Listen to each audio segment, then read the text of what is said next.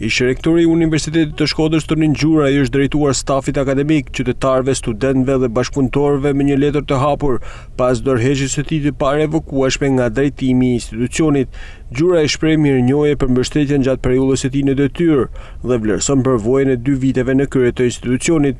Në këtë moment të rëndësishëm pas dorëheqjes sime të parevokueshme nga detyra e rektorit, dëshiroj të shpreh mirënjohjen time më të sinqertë për të gjithë ata që me besim, mbështetje dhe mirëkuptim kanë qenë pranë universitetit dhe pranë meje gjatë kësaj periudhe gati 2 vjeçare. Falenderoj qytetarët e Shkodrës për vëmendjen, ndjeshmërinë dhe mbështetjen e treguar ndaj një institucioni që i përket jo vetëm komunitetit akademik, por edhe qytetit e mëgjerë. Falenderoj stafin akademik dhe administrativ, studentët dhe studentët, si dhe çdo bashkëpunëtor që besoi se Universiteti i Shkodrës Luiq Gurakuqi mund të ecë përpara me më shumë përgjegjësi, dinjitet dhe hapje ndaj së ardhmes.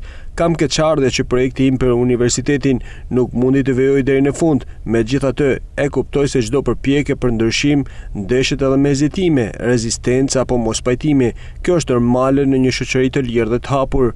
I respektoj ata që mendojnë ndryshe, madje edhe ndaj atyre që në rrugën e përballjes zgjodhen fjalën e rëndë, shpifjen apo fabrikimin. Dua të shpreh sot qetësisht faljen dhe paqen time. Për mua mbi gjithçka mbetet Universiteti i Shkodrës Luiq Gurakuqi. Tani është e rëndësishme që energjitë tona të bashkohen për të mirën e institucionit. Le të mbështesim drejtimin e ri të profesoreshës Blertha Dragusha dhe ekipin e saj me shpresën dhe përgjegjësinë që viti akademik 2026-2027 të jetë i mbar, i qetë dhe i suksesshëm për universitetin ton, për studentët dhe për Shkodrën. Ftoj maturantët kudo që ndodhen të zgjedhin Universitetin e Shkodrës për vijimin e studimeve universitare për vitin e ri akademik. Përfundon kështu shkrimin e tij ish rektori i Universitetit të Shkodrës Tonin Gjuraj.